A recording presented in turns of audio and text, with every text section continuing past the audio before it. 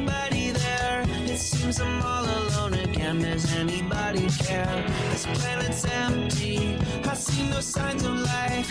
Please don't tell me that the human race did not survive. There are no people in the future. There are no people. There are no people in the future. No people at all. There are no people in the future. Where did all my people go? There are no people in the future. Let me try my people call. Where are all my people?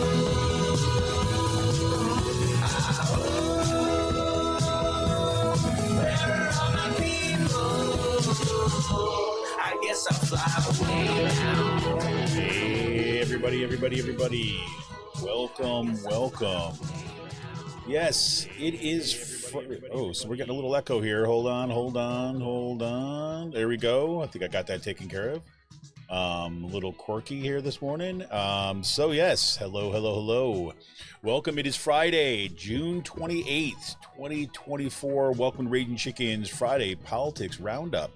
Yes, this is Kevin Mahoney, editor and founder of Raging Chicken. Each week we break down the good, the bad, and the ugly in state and national politics. Today we'll be focusing mostly on the aftermath of last night's presidential debate. Did you watch it? What are you thinking? How you feeling? You can support today's show becoming a patron for as little as $5 a month. Head on over to patreon.com/rcpress for all the deets. And you can help out the show right now by heading over to our YouTube channel if you're not there already. Smash that subscribe button, like the stream for this show, and hit that notification bell so you know every time that we go live. That becomes all the more important right now as I'm telling you, this has been this rambling, ongoing combination of weird tech stuff, sickness, and just life chaos that has put our schedule made it a little bit quirky. So hitting that subscribe button, smashing that little bell, let you know when you get this, when the show goes live. And if you're one of our awesome podcast listeners, make sure to leave us a 5-star review, whatever platform you listen on. Leave a comment, let folks know why you like the show. Little things like this help other people find the show.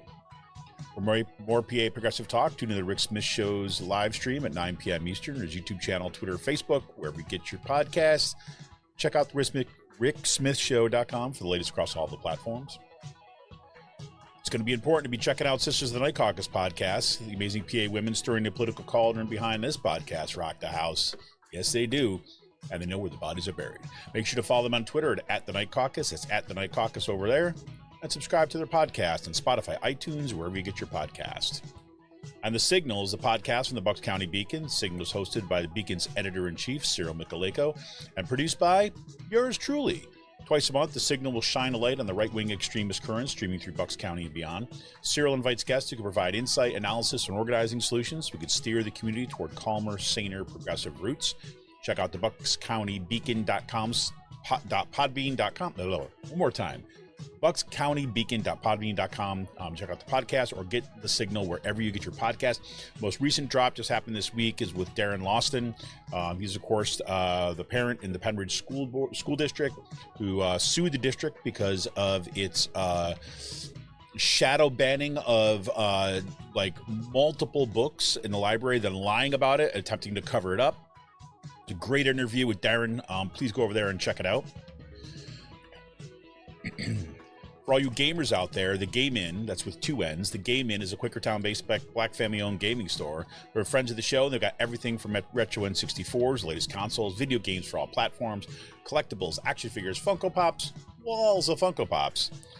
Good grades on report cards get your kid discount too, so I know the school is out, but maybe just bring that in anyways and let them know. And make sure you let them know Raging Chicken Press sent you.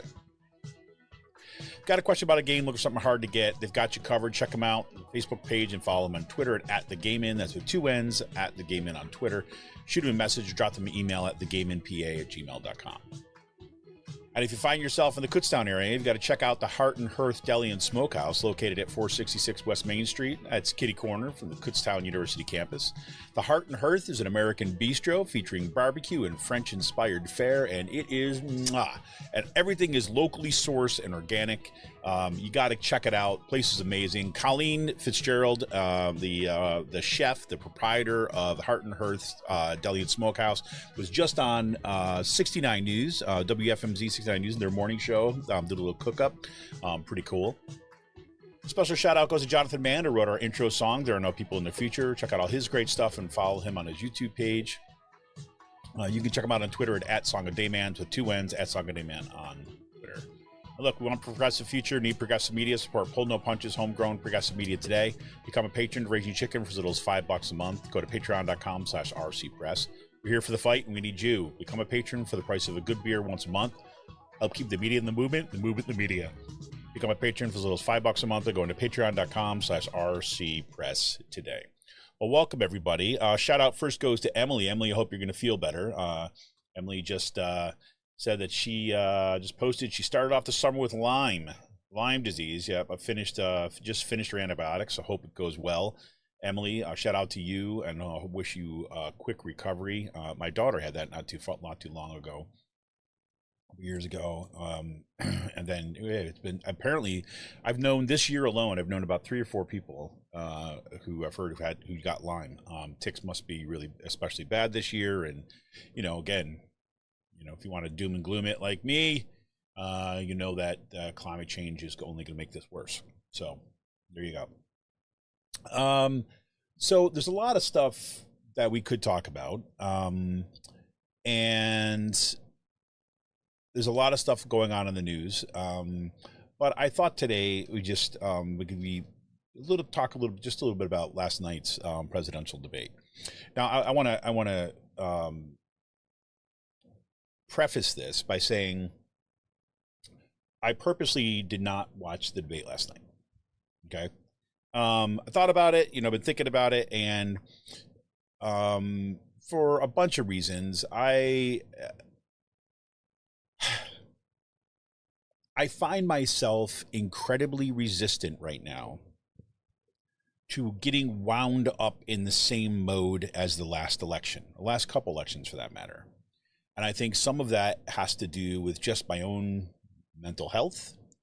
And the other part has to do with the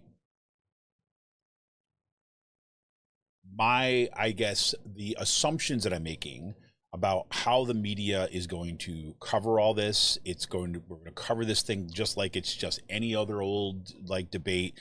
They're going to go get in their lanes. They're going to do what they're supposed to do. They're going to cover and I just was not up for that little, performance. That doesn't mean that I was uninterested, right? So, got up this morning, right? I listened to some of the commentary on it, read a bunch of articles about it, listened to some of the debate afterwards, and so felt like I wanted to do a little bit on my terms, just for myself, right? But I will say we were out walking our dog last night and kind of took a longer walk in the evening. And my wife had just want to point it out. So that, a lot of the houses that we've been walking by, you could see, in the windows and people watching the debate. And again, this is a small little kind of window into the world, right? Small little window into, from our perspective in our town, that here's this debate. And again, you got to say in the Penridge School District, politics has been pretty charged of late. So maybe there's more people watching it than others, maybe because the demographic in Percy tends to skew a little bit older. Maybe that had something to do with it, or just, just happened to be where we walked. Who knows? But just whatever. So I'm in my head, I'm like, oh, that's good, I guess. There have been a lot of talk about this debate ahead of time with, but by the fact that it was strange that it was happening in June, right? It's really odd to have a debate this early before the party conventions, when the official nominations go through and all that stuff. But whatever. Right. And if you remember months ago, there was talks like Trump was just say, will Trump even debate, right? Will he debate and all this other kind of stuff, especially after he got just convicted of 34, felonies. And, he doesn't need to show up. He didn't show up at any of the Republican debates, so why would he show up to one with Joe Biden? But maybe that was part of the calculus and the part of the Biden administration or something. I don't know. Just at least let's get some of the debates, get this guy on the stage, especially right after the felony convictions. Who knows? I mean, there's a lot of speculation about why and so on. But there.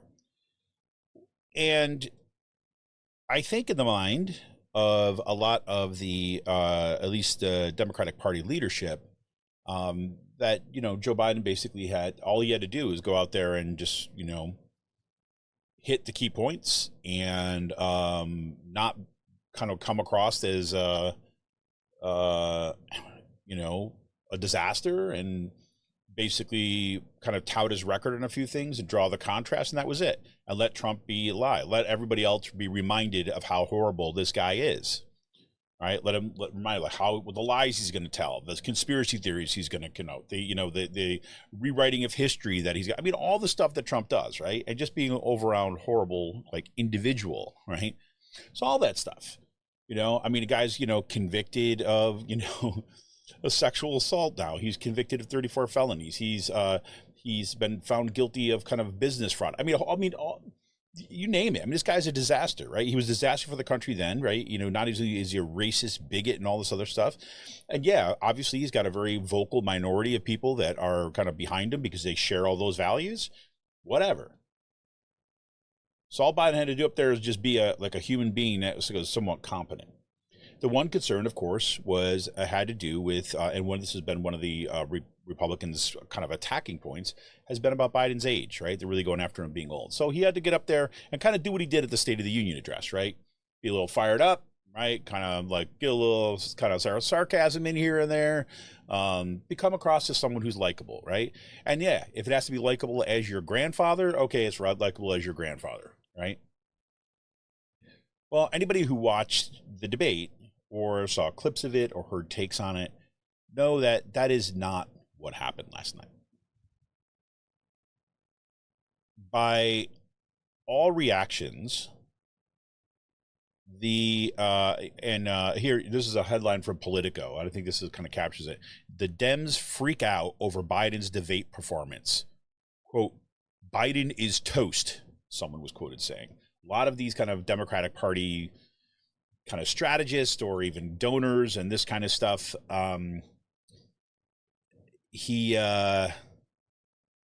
they're really concerned, right?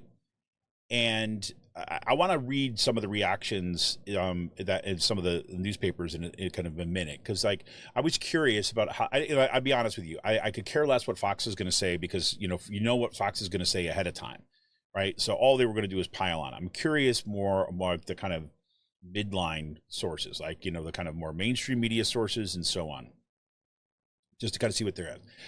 But I want to start off with a little bit of a segment from the Majority Report. The Majority Report, for those folks, I know that a lot of folks who listen to this show may also listen to that show. It's a Sam Cedar and Emma Vigeland, the Majority Report, and they always do debate coverage, right? And usually you got the debate playing in the background. They're talking over the debate. They're making comments on it and stuff like this. It's kind of like, takes on things as they're happening. Then they're kind of like, having some drinks, stuff like that. So it's kind of a little bit of a party, it's like that kind of thing. It's like a watch party type of thing. But after the debate, they have kind of discuss takes on it. They'll review some, and then kind of give their kind of perspective on things. So last night,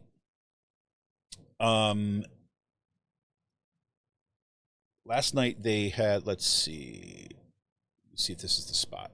Okay. Last night it became pretty clear in the debate that Joe Biden was having a disastrous performance. And I watched, if you listen to CNN's response to that's the one I actually watched first. I watched CNN's response to the debate first, just to get a take on how things are being framed. And was it Van Jones, and then the kind of lead guy there, I always forget his name. They, we're kind of saying this is bad. I mean, so Van Jones would be out there basically saying that Biden may have to step aside, right? It was like, whoa, you got to be kidding me. And then I started reading some other things in there. And so I went over the Majority Report and want to hear their take on it. And so I want to play you a little bit of their take on things. And then, I'll comment on that too as well. So this is weird because it's a take on a take, but like here. This is their lead up in terms of how they are going to see how MSNBC responded to this. In part, the reason why they did this was because they saw that, you know, commentary coming from CNN, it was happening on social media. Everyone was talking about this as an absolute disaster. And during their show, right, they were also talking about how this is disastrous performance. And so they were curious, like the setup was going to see, okay, MSNBC is talking about this, want to actually get a sense of how MSNBC is actually responding to this stuff, given how disastrous performance is. And this is a telling kind of moment. So let me see if I got the right spot. The old feed, we can do both feeds. Is that true? Yeah, here we go. Okay, great. All right. All right, with the new feed, let's hear what I'm curious what MSNBC is going to say about this. Here we go. Really, actually, generally, I'm interested in Fox, but being very hard to hear. It's hard to tell what he was saying because his voice was so weak. And his halting delivery in his first couple of answers is got to have put a shock into the campaign, at least at the start, before he started to get stronger. Yeah, I mean, I was on the phones for some of it after that became clear, and there is a conversation happening inside. Hey, conversation. Oh my God. Come on, Kamala, let's just go. Let's do it. And I think I should say that was introduced by Rachel Maddow and was followed up. Who's speaking right now is Nicole Wallace. Okay. So she said she was on the phone talking to some Democrats, and there were several conversations that were going on right now. I'll rewind a little bit. Hold on. Oh my God. Happening. Yeah, I mean. Okay, so it starts off with Rachel Maddow. Here you go. What he was saying because his voice was so weak. There you his go. Halting delivery in his first couple of answers is got to have First couple of answers. Put a shock into the campaign, at least at the start, before he started to get stronger. This is Nicole Wallace. Yeah, I mean, I was on the phones for some of it after that became clear, and there is a conversation happening inside. Hey, conversation. Oh my God. Come on, Kamala, let's just go. Let's do it. And I think there will be stories of a lot of concern about the performance tonight. And I think when you say conversations happening, what do you mean? I think people are talking. I think the conversations range from whether he should be in this race tomorrow morning to what was wrong with him. Wow. That came out. Our own Kelly O'Donnell reported that a few minutes in, but exactly what Negative you articulated. COVID test, but a cold. Right.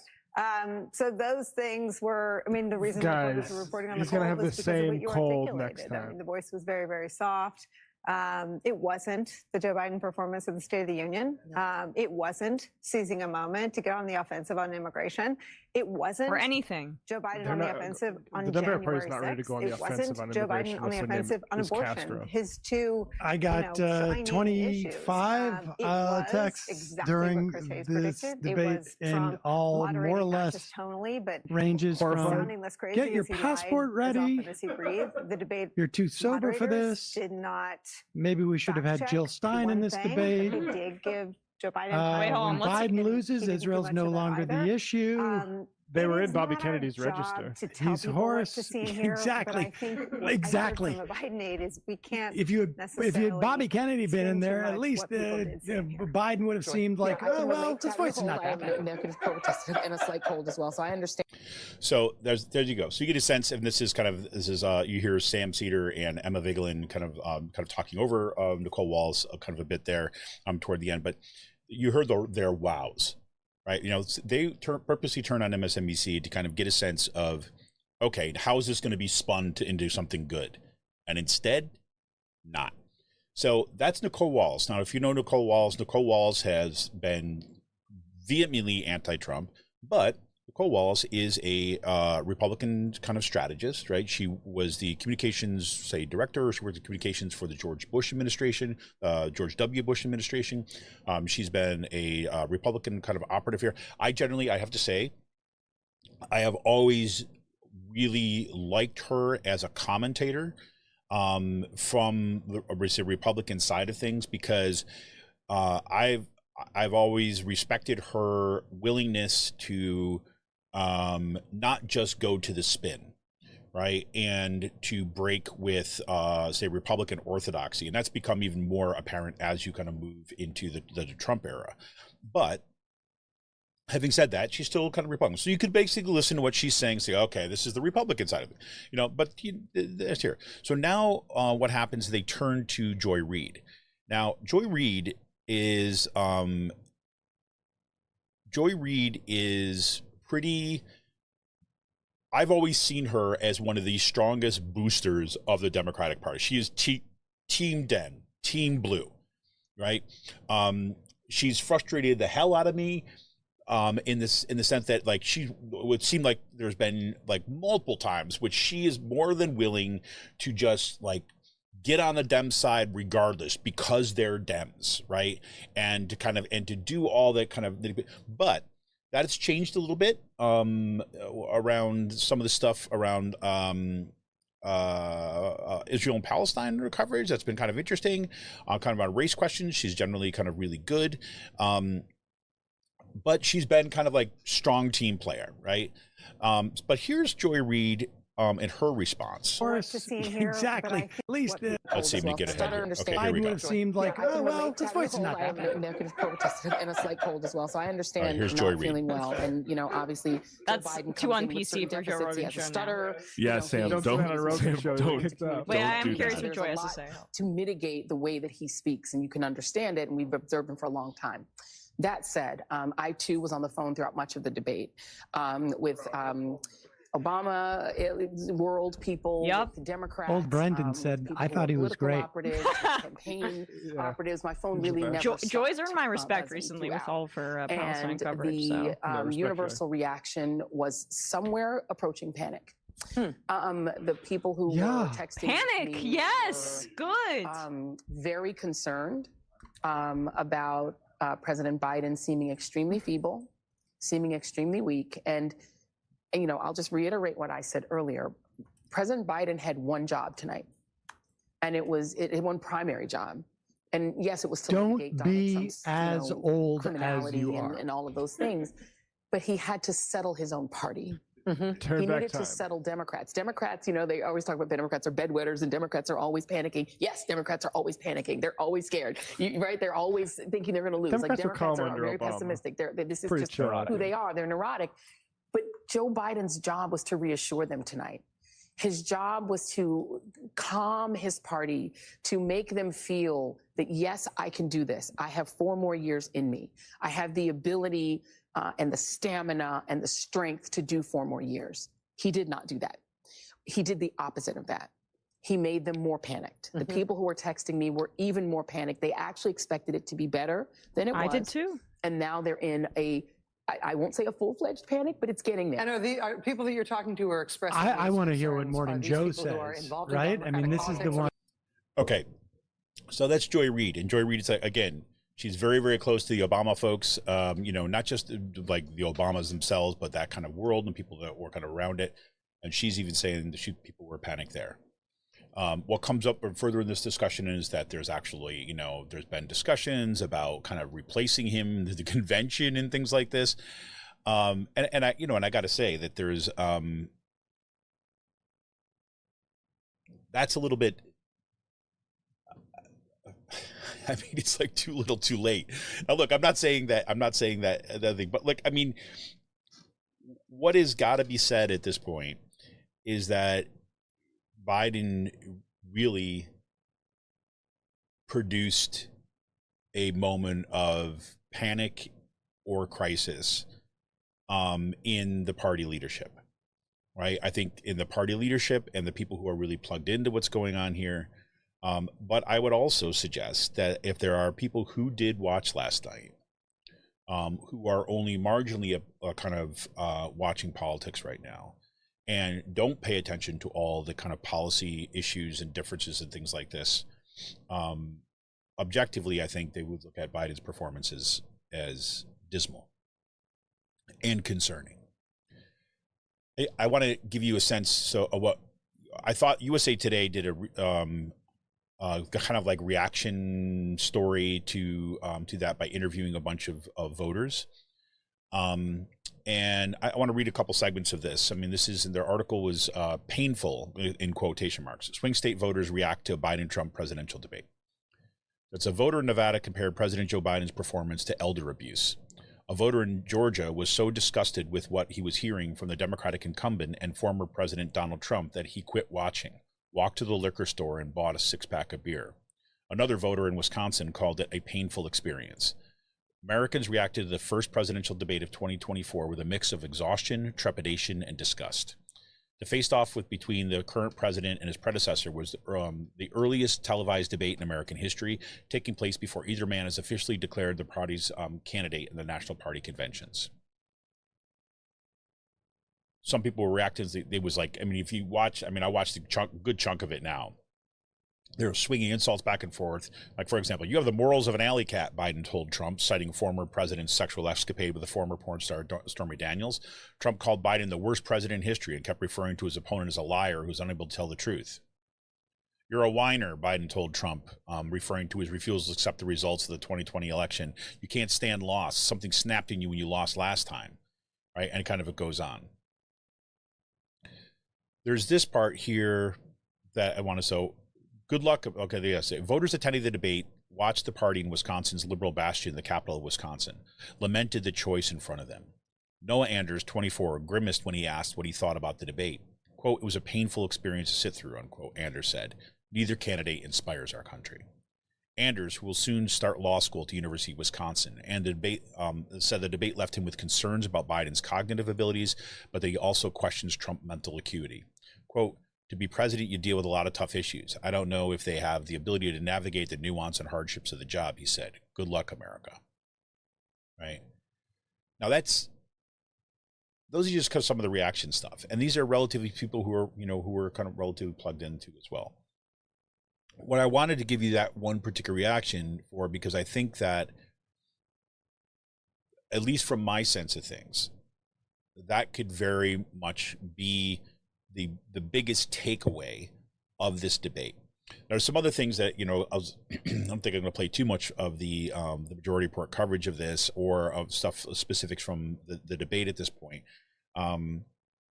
But Lawrence O'Donnell makes a good point in the MSNBC coverage, basically saying, well, look, we're going to know more when actually the polls come out in kind of a couple of weeks, which is probably true.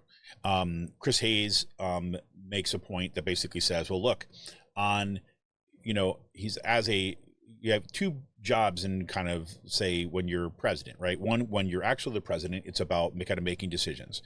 And Biden says, or I'm sorry, Chris Hayes says that, look, on his decision making, I like a lot of what he's done, right? And he said, but on what a presidential candidate that when you're running for, your primary job is to communicate, right? Communicate what you've done and what your policies are and so on. And he gives an example of Biden putting a halt to the liquid natural gas exports, right? And how that just like wreaked havoc in OPEC.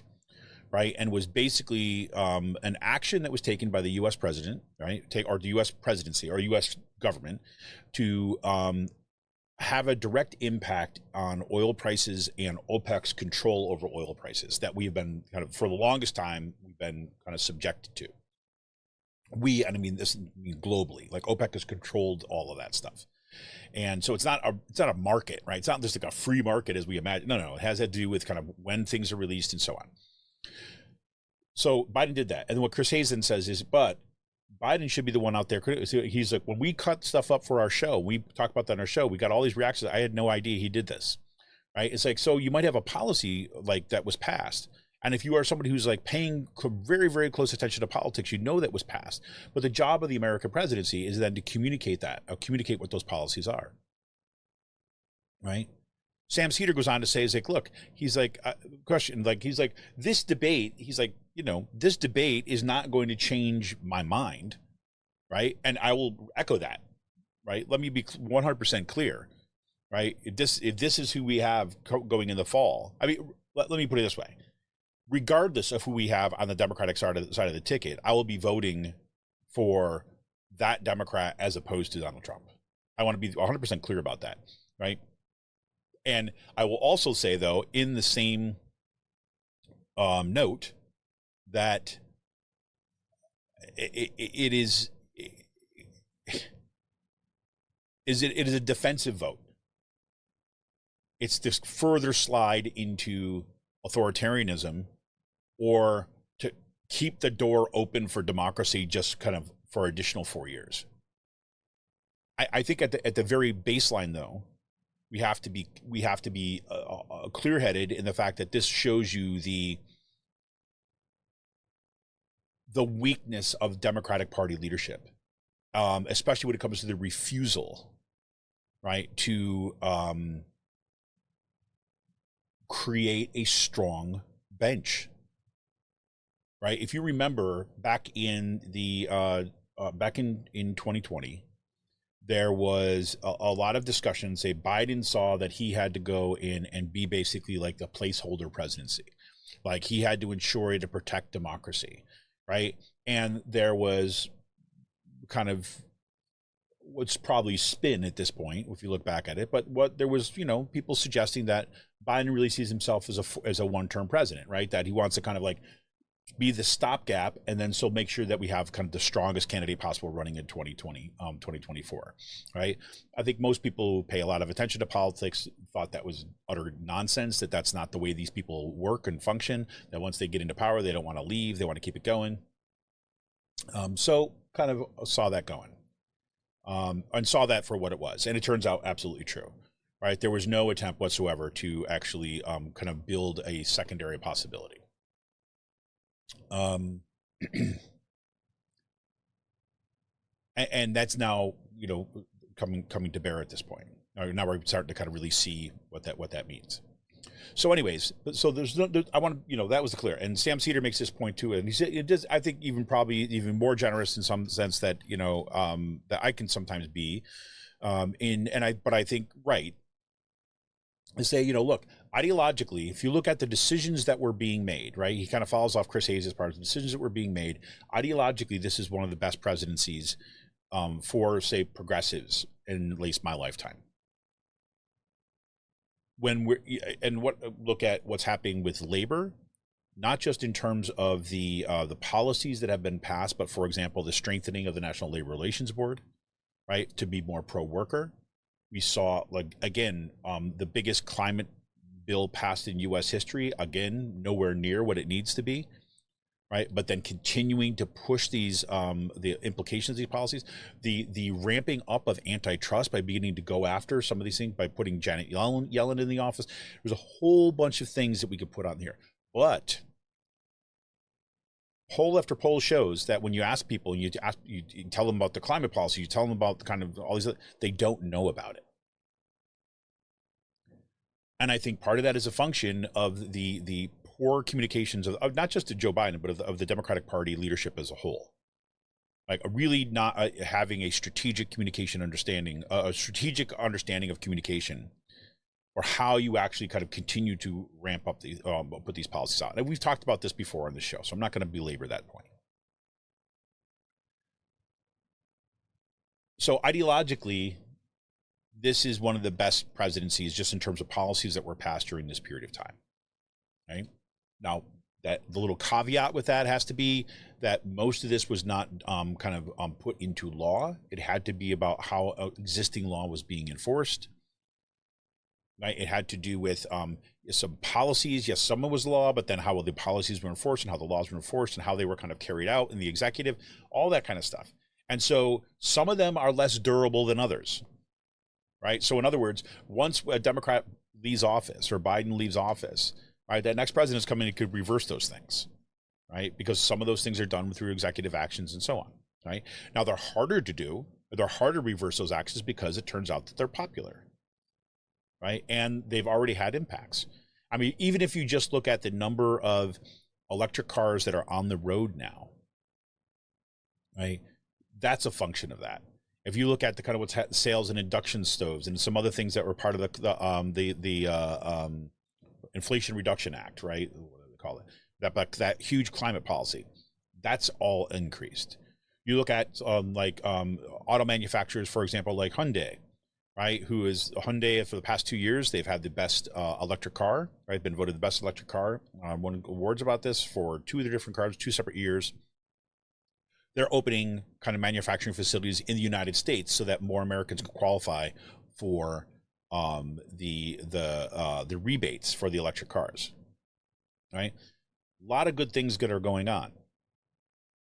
Right, but again, I think this is happening in kind of really a fragmented thing. Some of that is our media environment, some of that is the way that social media functions, a whole bunch of other stuff.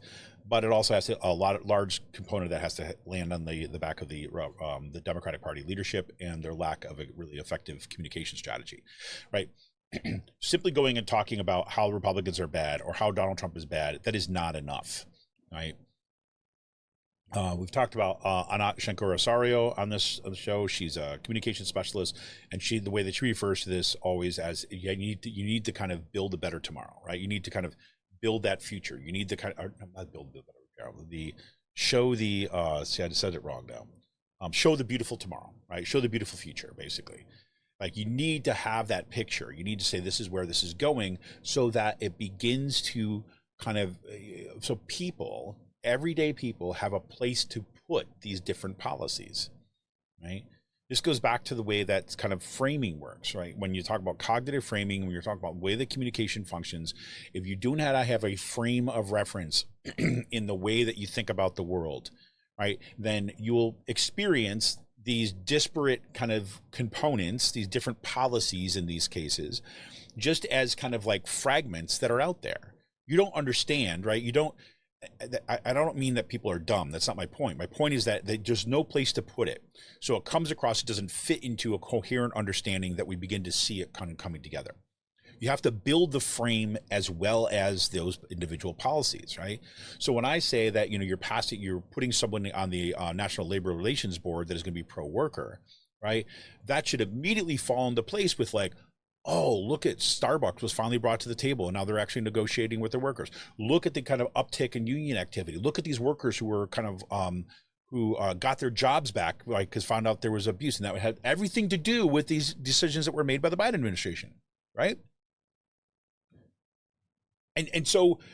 And if I have that frame of reference of this pro-labor frame of reference of this kind of what they're trying to do and why this is about protecting workers and making sure that workers have the protections they deserve, and then to see the policy come up and then, oh, here's a victory, then you need to connect it, right? You need to bring it into the frame, connect it to the frame, just like we said, here's another example, here's another. So then that frame gets built up over time. And the stronger you build the frame, the harder it is to take those things away. Because then you're not just kind of reversing a specific policy that to most people experiences something in the abstract, but what you do is that you're asking them, you were trying to take away their frame, something that they've now become committed to, right? The right wing in this country is brilliant at doing this stuff. They build frames first, right? And that's why, I really do believe this is one of the reasons why people get so frustrated, because, you have Republicans contradict themselves all over the place, right?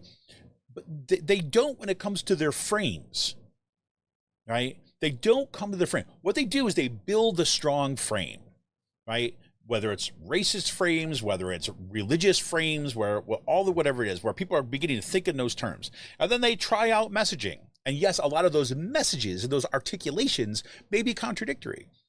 But they don't give a shit about that, right? They don't care that they're contradictory. What they're looking for are the ones that are going to stick to the frame that they can then utilize. Like Frank Luntz, the Republican strategist, kind of language or linguistic strategist, communication strategist. I can't say strategist today. You always said that, right? You always say you need something that's going to fit these. You're going to fit these frames. You test your language to figure out which one kind of activates what you want it to activate. If you build strong frames, you're basically looking for what is the message that's going to connect them to these messages. And the frames on the Republican Party have consistently gotten further and further more extreme to the right. Well, let's just say further and further more associated with Christian nationalist kind of identitarian politics. Right? White Christian nationalist identitarian politics, patriarchal Christian nationalists, right? All that kind of stuff. And so these things keep on falling in the frame. What do the Democrats frame? They don't. They have a lot of different messages out there, right? But all messages are kind of like specific to a specific instance, and they're not about kind of the general, like building the beautiful tomorrow. That's what we see. Having said all, I know I keep on going way on a tangent, but the point being is that so we can look at all of that stuff. What Chris Hayes would say is like, yes, on the one hand, you have good policy, and then you need to communicate that policy. And the failure is on the communication of policy. The failure and the communication of what this presidency is. And when you're a political candidate, your primary job is to be an effective communicator. And that's the source of the panic. Now, because, I don't know, maybe this is maybe I'll find out in a few years that the way I'm thinking about this was really messed up, right, for myself. But we'll see. But for me, the way I saw this kind of debate kind of coming up, I looked at the debate coming up and I'm like, well, I'm not going to watch this thing because one, I know it's not going to change my mind, right? Is that there's no way in hell I'm ever going to vote for Trump, and you're damn well sure I'm going to vote, right? So, you know, it's what this is kind of made up. I am not pro-authoritarian. That's all zero, right? And I know any other alternative that's out there, Robert F. Kennedy, that guy's freaking a disaster. He's horrific. He's a conspiracy theorist, right? And the sole job, there's a reason why these big money Republican donors are giving tons of money to Donald Trump and tons of money to Robert F. Kennedy. It's because they know that both of those is a vote against Biden, right? So whatever. But now you have a Democratic Party realize, like, holy crap, we actually have a candidate who may not be able to beat Trump. And now all the rest of us are going to be put into jeopardy because of that. Here's Politico, for example. Now, Politico is always attempts to one good side, you know. And the headline is a quote: "The movement to convince Biden to not run is real." Unquote. Right now, this is an article from Jonathan Martin. He's a Politico's senior political columnist and politics bureau chief.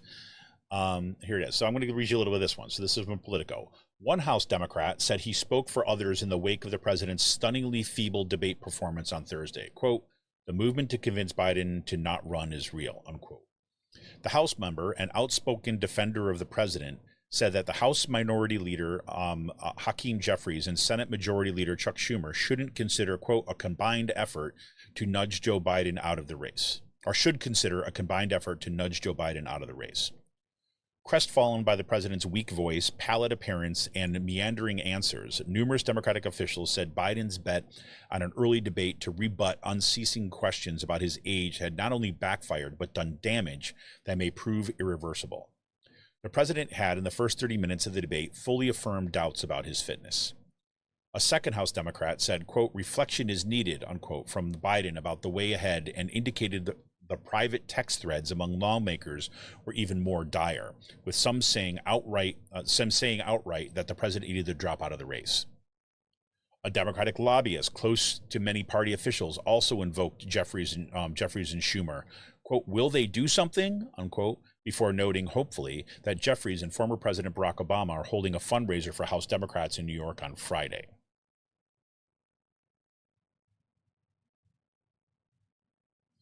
So now let's be clear. All of these quotes are anonymous quotes. We have some descriptors, but they're not named, right? And because they're not named, right, we don't know what their specific agendas are, right? With the exception to say the House member who's an outspoken defender of the president said that House Minority Leader Hakeem Jeffries and Senate Majority Leader Chuck Schumer should consider a combined effort to nudge Joe Biden out of the race. It does say that this is somebody who seems to be kind of like pro-Biden, and they're freaking out.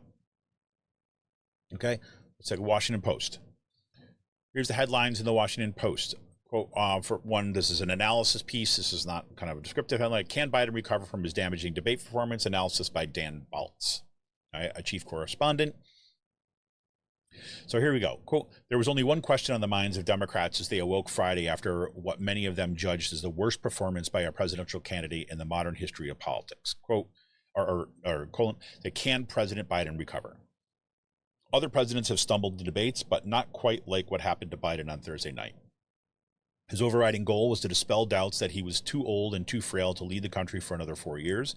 Instead, he reinforced those doubts, and in a forum, the first debate hosted by CNN and broadcast seemingly everywhere, that could be the single most watched event of the 2024 campaign.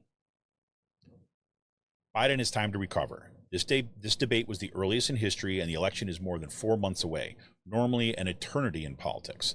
Turnarounds can happen. Time is not the issue.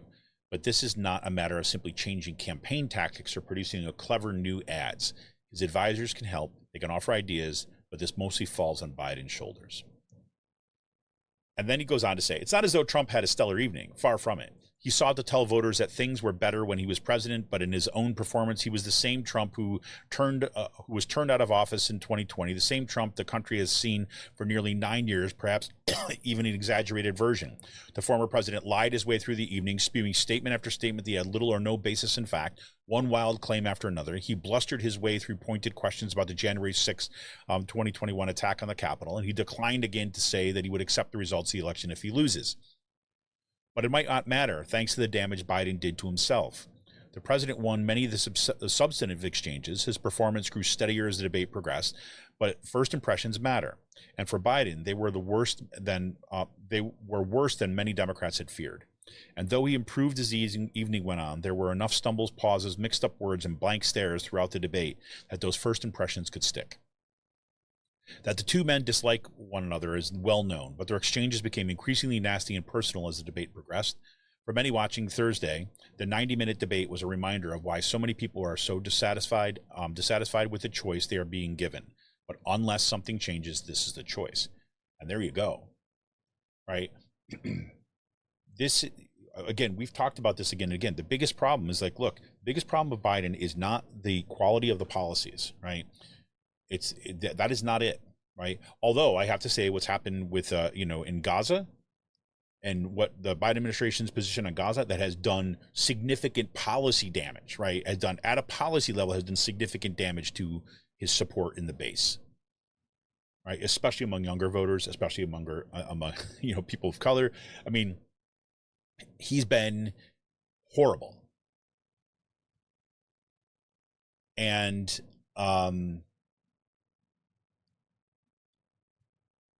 it shows not just that's not about his age, but rather his coming of age.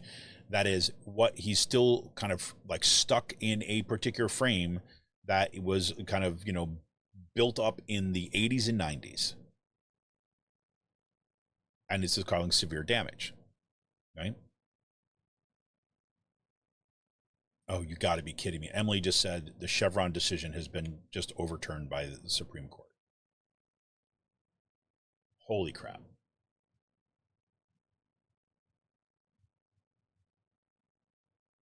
Okay. I have not read anything about this yet, but I'll go back to the debate in just 1 second. But thank you, Emily, for that. I will tell you this is one of the most significant decisions that will happen, and a significant in a negative way. Probably not going to have the direct immediate effect as the overturning of Roe v. Wade did, but this will nonetheless fundamentally change the direction of our government. And this, okay, very briefly, the Chevron doctrine said this. I think I talked about this on the last time we had a show. The Chevron doctrine said this. The Chevron doctrine was like, say, hey, it was about this. There was Chevron was being sued for pollutants that were put into the environment. The community basically said, hey, you got to stop doing this. Chevron said, no, we don't. This is not regulated, whatever it might be. And the question really was, because the EPA comes in and starts to regulate this, right? Basically saying that you can no longer pollute this stuff. And Chevron says, yes, we can. There's nobody who says this. But the Chevron doctrine said that, look, when a law is passed, right, in this case with the Clean Water Act or the Clean Air Act, or, talk about kind of pollutants that can harm people and things like this, the law is kind of like a broad-based law, right? The law is something that is like not specific to only kind of one, say, contaminant in this case, but rather the administrative bodies, right, like the Environmental Protection Agency, have the right then to make a determination about if something is harmful to people and then regulate it, right? Because it is within their sphere of expertise. So in other words, if chemical, like a chemical called, like, I don't know, Chemical A, we'll just call it chemical A. If chemical A, right, is the reason why, you know, a law is being passed, say, hey, oh my God, we can't have our water contaminated in such a way that's going to cause this kind of harm to people. So because of the uprise around this stuff, we're going to say, you know, this is illegal, and that we want to ensure that you have clean water to make sure that our water is going to be clean for the future, right? What the Chevron case basically said is like, look, you don't have to go back to Congress every single time a new chemical comes up that is damaging. No. Because you've established a principle in law that the water should be clean. So the EPA is the expert body that can determine whether a chemical is harmful or not, right? And so the Chevron doctrine said this: government agencies, administrative bodies like the EPA, right? National, the Department of Education, all these different agencies, they have the right to carry out, their mission because they're the experts who know this stuff, right? And you just think about it, you play it out in your head. It's like, can you imagine if every single time a new contaminant came up that found out that it's got harmful to people, you'd have to have a new piece of legislation that would have to be argued in Congress before it could be regulated? We see how long things take, right? So that was kind of the idea. The idea is that the Chevron doctrine said, yes, these government agencies can do this thing. If what I'm seeing there in the just in the headlines, if this is overturned, that means then, well, it'll be unclear how it's going to be tested, right? It's basically saying the EPA does not have the right to legislate this. And I'll tell you the main immediate concern of this. It has to do with climate change. Because the EPA has made determinations, as some other agencies had determinations, that we need to stop carbon emissions, right? Because it is overall harmful. And chemical manufacturers are being held accountable right now because for the pollutants they put into our grounds, into our water. And now the question is that there will not be able to regulate those emissions or regulate chemicals or regulate any of this stuff. Federal Drug Administration, yeah, do they really have the power to regulate and making sure that drugs are safe for us to take? Right?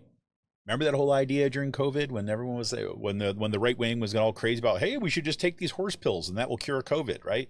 But wait a minute, the FDA says that this is not safe for humans. Like, who's the FDA to say we should be able to get those horse pills? And again, I hate to keep on leaning on the majority report today, but the majority report has, for literally as long as I've listened to that show, has been talking about the Chevron doctrine, how important it is, because the right-wing judicial establishment, right, that whole network of folks has this decision in its sights. Right. If you remember, Steve Bannon has always said, we want to kind of get rid of the administrative state. That's what he's talking about. And they've helped build this, really this legal strategy long term to get rid of these main things. So not only do they take away the rights of, over half of people in this country to right to an abortion, now they're basically saying that we have a government that cannot act to keep us safe. There you go. That's incredible. Well, I know what next show is going to be about. Well, that makes what we saw last night all that much more concerning. Let me do one more, and then we'll start to wind up and think about where we go from here. Last for the New York Times. This is a news analysis piece by Peter Barker, and the headline is "A Fumbling Performance and Panicking Party." Why do I read these headlines? Right, I can tell you, I know multiple people when I talk to them, and I say, hey, did you, you hear about this? And then you start talking. Oh yeah, did you see this? Did you see this? And I'll be like, oh yeah. Did you see what? Oh no, I just read the headline. Right? I just read the headline, that first kind of paragraph and stuff. Headlines matter, right? Especially to folks whose major preoccupation is not following politics. Okay, so here's this Peter Baker, I'm sorry, in the New York Times. And I'll start to quote. So President Biden hoped to build fresh momentum for his re-election bid by agreeing to debate nearly 2 months before he is to be formally nominated. Instead, his halting and disjointed performance on Thursday night prompted a wave of panic among Democrats and reopened discussions about whether he should be the nominee at all. If that is all I read, right, as a lot of folks is true, the headline, a fumbling performance in a panicking party, and that paragraph, that's the takeaway. Let's read a little bit more of here.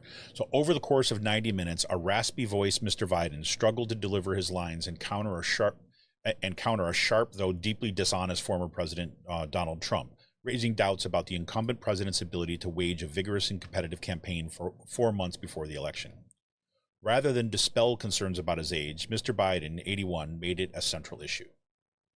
Democrats who have defended the president for months against his doubters, including members of his own administration, traded frenzied phone calls and text messages within minutes of the start of the debate as it became clear that Mr. Biden was not at all his sharpest. Practically in despair, some took to social media to express shock, while others privately discussed among themselves whether it was too late to persuade the president to bow out in favor of a younger candidate. Quote, Biden is about to face a crescendo of calls to step aside, said a veteran Democratic strategist who has staunchly backed Mr. Biden publicly. Quote, Joe had a deep well of affection among Democrats. It is run dry, unquote. Quote, parties exist to win, unquote, this Democrat continued. Quote, the man on the stage with Trump cannot win. The fear of Trump stifled criticism of Biden. Now that same fear is going to fuel calls for him to step aside, unquote. A group of House Democrats said they were watching the debate together, and one who spoke on the condition of anonymity acknowledged that it was a disaster for Mr. Biden. The person said the group was discussing the need for a new presidential nominee. Mark Buell, a prominent donor for Mr. Biden and the Democratic Party, said after the debate that the president had to strongly consider whether he is the best person to be the nominee. Quote, do we have time to put somebody else in there? Unquote, Mr. Buell said. He added that he was not calling for Mr. Biden to withdraw, but that, quote, Democratic leadership has a responsibility to go to the White House and clearly show what America is thinking, because democracy is at stake here and we're all nervous. Mr. Biden's goal in accepting a general election debate earlier than ever held in presidential history was to recalibrate the contest as a choice between himself and a felon who tried to overrun an election and would, in his view, destroy American democracy if given the power of the presidency again, which I wholeheartedly agree with that is true. Mr. Biden left the CNN studio in Atlanta, instead facing a referendum on himself and his capacity that will reverberate for days, if not longer. So that's where we're at. Now, I will caution everybody. Well, this is one of the reasons why, I mean, where I started this tonight and saying I didn't watch the debate because I'm really thinking about I've been thinking about my relationship to all of this stuff in a way that is much more healthy, that is not about the immediacy of having to have the hot take, right? Having to kind of come back and following every kind of machination here, right? I've been thinking a lot about needing to be thinking about the long game. And what does that actually mean on a daily basis? How we approach these kind of elections, how we kind of, so for me, right, instead of acting from the point of a moment of crisis, right, which clearly people in these articles are, right, there's about the alarm and the reaction and the crisis and all that kind of stuff. And look, I feel it, right? It's not that I don't feel those things, but there are 4 months ahead here. And it seems to me that the real issue is going to be which direction the future. What is the future that we want? This should be the beginning of the end of a particular mode of Democratic Party leadership that asks us to just play team sports, and one that's instead will start thinking seriously about strategy. Now, I watch local Democrats in these local school board races do astounding things in terms of organization on the ground, in terms of like building power from the ground up, about communicating their message effectively, And why could they do that? Because they were embedded in these communities. They weren't kind of outside consultants coming in to tell us about like what we should be thinking. They were people who had a real constituency in the community, and they spoke for that constituency stronger. And those people who might not have been paying close attention, right, saw that and said, yeah, yes, this is the future that we want. This is the kind of school system that we want. We don't want one that's going to exclude kids. We want one that is welcoming. That's going to do ever. We don't want to erase our history. We want our kids to know our history. Don't we always learn those who don't know their history are doomed to repeat it? Well, guess what? We're these other people, these right-wing kind of like Bombs for Liberty people, what are they trying to do? They're trying to erase our history. They're putting it in a bad thing. Everything that I've learned, like they're trying to take it away. There was a narrative about who our kids are, and there are all our kids. And all our kids are different. And they all should be welcome in those spaces. They're about an education with integrity that was based upon facts and history, not kind of like ideological agenda. They're about the necessity of having difficult conversations, even when people disagree about stuff. And to do that in a spirit of that's what democracy is about, right? So we saw that happen at the local level. We saw it here in Penridge. We saw it in Central Bucks, right? We're seeing it in Palisades. We're seeing it in Souderton. We're seeing these kind of like, I mean, this is just in this like little kind of small area. We saw it in North Penn, right? I mean, and that's really the model, right? This has to be something that is representative of the people as they are, not as this small group of Democratic Party leaderships believe we should be. And that means that the Democratic Party is going to represent any kind of future. It has to be much, look, again, getting much better, but it even needs more diverse. It needs to be more kind of rooted in grassroots. It has to be more willing to fight for that future. And most importantly, in that process, as a corrective, they need to be able to kind of, along with us, articulate what that beautiful tomorrow is affirmatively, because bad Trump is not a future. Bad Trump is about personality conflict.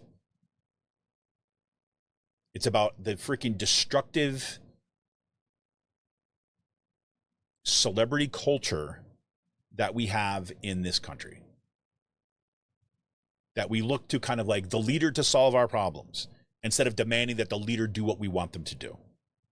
The right wing in this country has learned that lesson. They have run people out of office for not agreeing to their, again, horrific agenda, but nonetheless, they're organized and they're passionate about it. At this point, again, my belief is that the Democratic Party is our space to work this stuff out, because it is a broad, messy coalition, if you could even call it a coalition. It's more of like a grouping of a kind of a wide variety of interests. But we have an opportunity to basically determine whether or not this party is, first of all, what can it be? Which means, what is it that we, and I use that very broadly, about people who don't want to see an authoritarian future, who believe in, say, democracy and the rights and justice, want to see a deepening of that stuff, don't want to see billionaires run away and kind of make decisions for us, then we need to be able to kind of have those, have that kind of, see that future. And that's going to be a messy process. But a good one, a healthy one, right?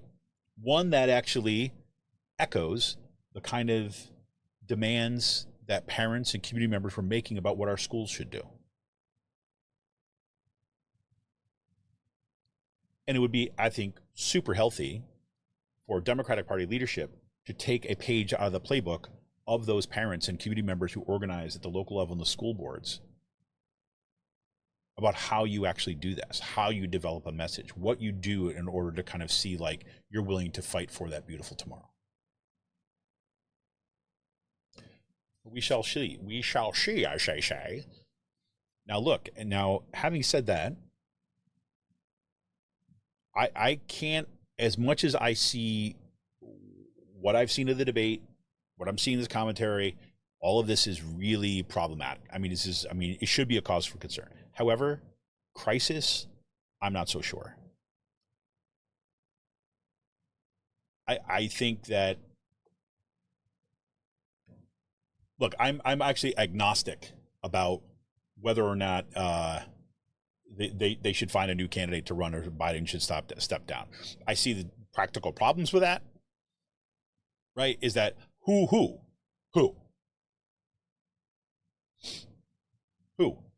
It's not as if the Democrats have really kind of made a space to kind of really put Kamala Harris out front to kind of like, to be to be that voice to kind of come in and take over. I'm not saying she's good or she's bad. I'm not even going there. I'm just saying we haven't seen the ground prepared for that. And so if the next logical person to go to is the vice president to put up as the candidate, well, then who's the vice president? Or if you're going to choose a new presidential candidate, does that mean that they get to choose their new vice presidential candidate? Or does Kamala Harris still stay in there? How does that work out? And what would it look like for there to be kind of like, whatever, months on end of kind of like chaos in the Democratic Party trying to figure out who the hell is going to run, right? So I see those negative vibes. But, hey, look, you've got a lot of really talented politicians.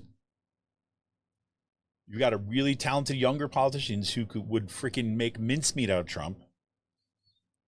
And if they have the strong support of the Democratic Party, right, to go forward, you know what? I could see that being that could work. But frankly, Democratic Party leadership are always scared. They're always afraid, so they won't do it. They'll be too worried to do that, I believe. But I could be wrong, right? So agnostic on that thing. What we do know, Donald Trump put 3 Supreme Court justices on the Supreme Court that overturned Roe v. Wade, now just overturned the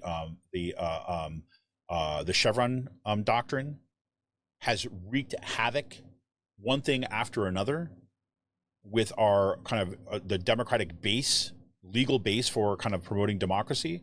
They are extremists. They are kind of like, the most corrupt Supreme Court justice we've ever seen. We see Clarence Thomas, the kind of gifts that he's been taking. We see what's happening now. It's like was with Alito, again, with his, full support of insurrection. So, I mean, all this stuff is going on, right? We have a Supreme Court that's basically lost its legitimacy in part because of what Donald Trump has done to that. And that's a direction that they want to go. We had, again, with that decision about the overturning Roe v. Wade, like we basically say abortion is kind of at risk and has been taken away for, what is it? Something like 40%, 30%, 35%, something like something in there like has been taken away as a viable option for something like 30% of people in the states because of laws that happen at the state level. We saw, I just mentioned the school boards. We saw a president who basically gave voice to right-wing Christian nationalist extremists and promoted violence as a way to kind of solving our problems. And that kind of bled into our own communities as it did in the January 6th insurrection. We have a guy who has now been convicted of sexual assault, has been convicted of 34 felonies, has been convicted of fraud.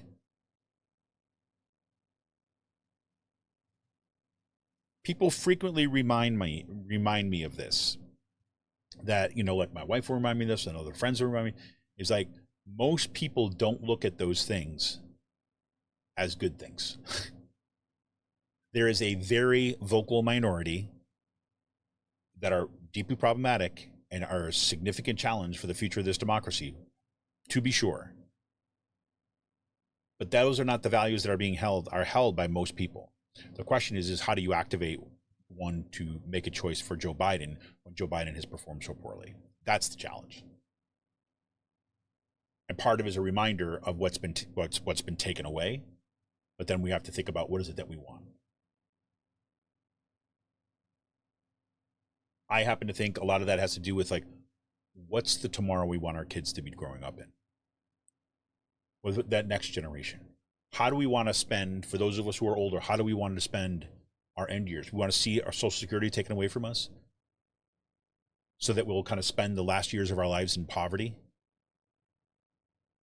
to pull out the proverbial cat food canister as a way of surviving.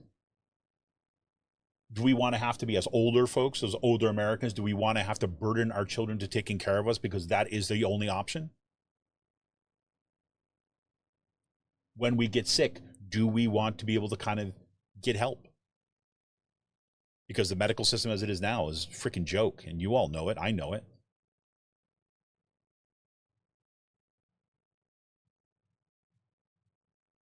Is education a right in this country? Why is it that the vast majority of the kind of like, say, advanced nations in this country, that's even a loaded word, comparable countries in this world, why is it that higher education for them is free enough, for us it's not? After a family has a child, why is it the vast majority of countries in the world provide parental leave for like months, paid parental leave, and we accept what, crumbs? Why are we going to let people like Jeff Bezos, about Elon Musk, Jeffrey Yass, all these people, why are we letting these billionaires like pretend that they're kings and make decisions for us when these should be our decisions, not theirs? And why do we think our own labor has no worth and only their wealth? Come on.